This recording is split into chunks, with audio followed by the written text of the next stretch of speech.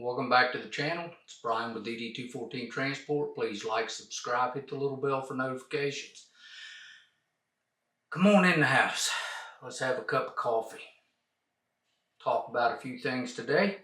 First, you first responders, you veterans, thank you for all you do and all you continue to do for this country. Now today, we're going to talk a little bit about PIGLET and PIGLET shutting down his operation. Mind you, we are not going to badmouth Alex. We're not here to talk bad about him. We're here to just sort of look at what he did, how he did it, what pitfalls he had, and maybe glean a little understanding so that we don't end up in the same pitfalls. Now, you have to remember that we're looking at what he did, basically armchair quarterbacking this thing. We're looking, hindsight's 20/20. And again, I think that I think Alex did everything he could do, and I applaud him for what he accomplished. When I first started to get into HotShot, okay, and I want to say that I'd driven semis for a decade and decided that I wanted to do something else, and got the idea to get into HotShot. I did what everybody else does. I go to YouTube University and I start looking around. And who did I run into? PIGLET, Alex. Well, in that, Alex gave me a lot of good information, a lot of good insight, a lot of things that I needed to consider. Now, that being said, the one thing that Alex got me to do was to start a YouTube channel. And the reason I did that, and the only reason, is because I would watch Alex and look at his numbers, and I couldn't make his numbers add up. And it didn't make sense to me what he was adding together to get his income. So that's the history, okay?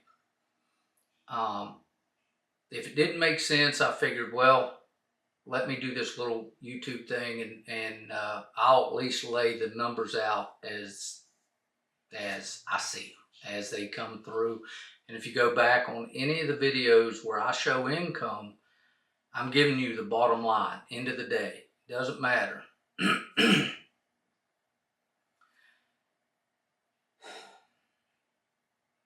I went back through Alex's videos and I looked at what he was posting, what he was talking about in the videos. And the number one thing that I felt as though his focus was not on the bottom line. He focused on the gross revenue. Matter of fact, his last video that he posted before he shut down said, I grossed $1 million in so many days. Now guys, if you've watched any of my stuff, it's not what you make, it's what you keep. If you make $1 million a month and it costs you $1 million a month to make it, then you just worked for free. You didn't make anything. You're treading water. So I feel as though that maybe, and again, I'm speculating. I don't know for sure. I can only go off what he posted and what he said. So that would be the first thing, was he focused on the top line instead of the bottom line and didn't control his expenses. The next thing would be the leasing of equipment. I cannot make those numbers work. When I was driving semi, I had the companies ask if I wanted to lease equipment, and they would give me the numbers. And, to be quite frank, I told the one lady, I was like, well, what other numbers am I missing? Because these aren't adding up. She said, no, these are all the numbers. And I was like, well, I can make more money as a company driver. Why would I do that? And she said, well, it's not for everybody. And I said, well, it's not for anybody who can add. That's for sure. So, the leasing of equipment, I believe, was an error, okay? And again, I'm not bad-mouthing him. I'm just looking at the facts.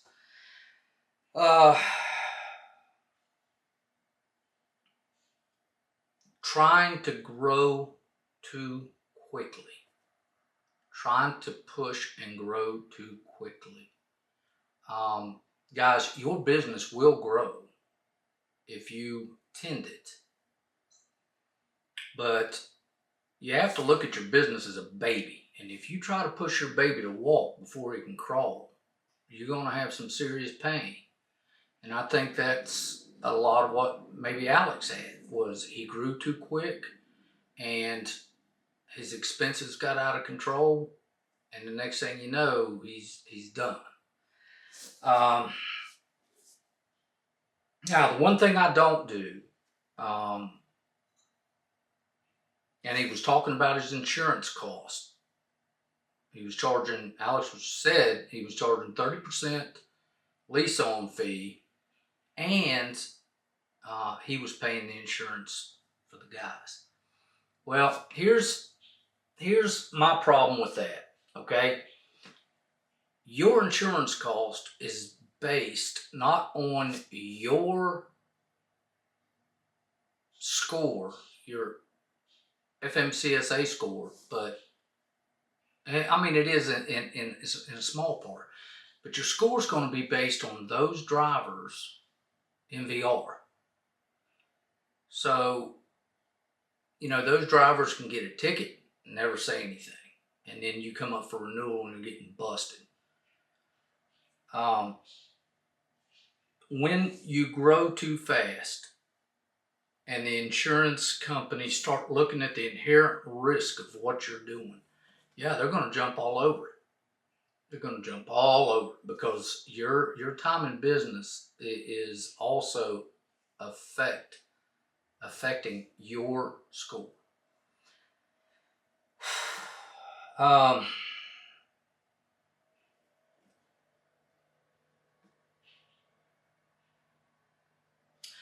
I think Alex, and again, this is armchair quarterbacking, guys, but I was looking at his stuff, and it seemed to me that he lost focus on his core business. He had so many irons in the fire. He went through the brokerage deal. He bought a piece of land for his trucks. Which falls back into debt. He had his YouTube channel. And when you have so many irons in the fire, something's going to get missed.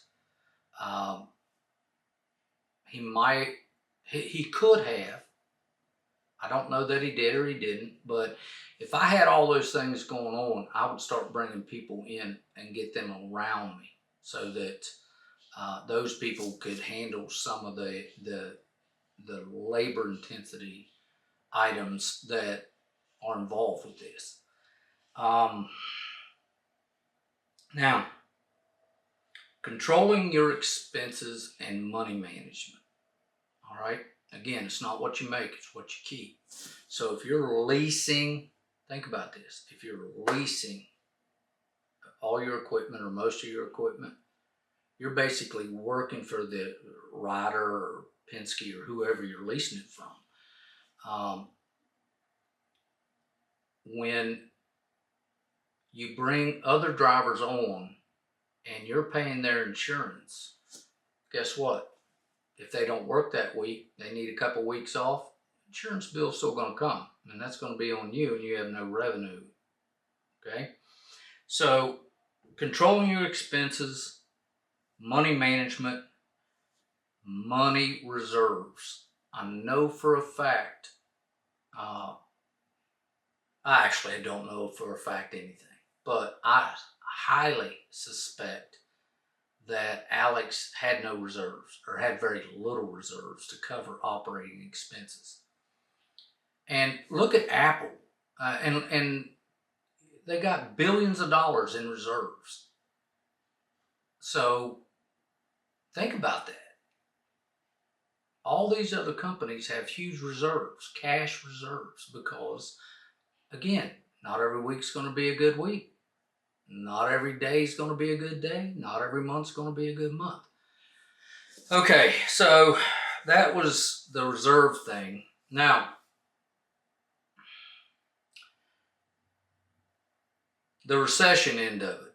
Alex said he believes we're in a recession. Well, I lived and had a small on-the-side business in 2007, 2008. I lived through it.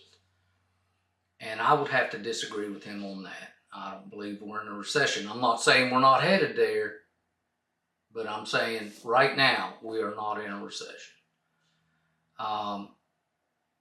In 2008, I kid you not, I had a weekend on-the-side business, and I saw it go from all cash, boom, boom, boom, boom, to all of a sudden credit, then checks, then nothing. And that happened within about a 6-week span.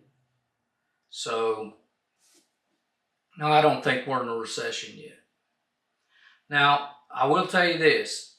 I feel bad about one thing. Alex called me a few months ago. And I was going into Subway to get something to eat, and he called, and I sat outside Subway, and I talked to Alex for like 45 minutes. And the reason I feel bad is because Alex asked me point blank, what am I doing wrong? Well, I'm sitting there looking at a guy that's got, 165,000 followers on YouTube. His business, all his numbers he's throwing out seems to be okay.